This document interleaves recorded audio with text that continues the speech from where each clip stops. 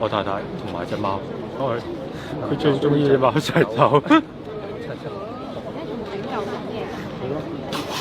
未知冇幾分鐘，個單位已經入去就已經滿布路面，10分鐘細佬，10分鐘嘅時間就咁樣叫人走，佢哋做工程嗰啲有咩理由可以容許到呢啲嘢發生？大家睇清楚，喺10分鐘內就已經咁樣，係冇可能逃生到嘅，根本係夾硬焗死晒啲人。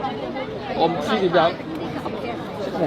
3點鐘話俾我聽屋企火燭，到我即刻喺公司趕翻嚟3點半，佢已經翻到嚟好大火啊！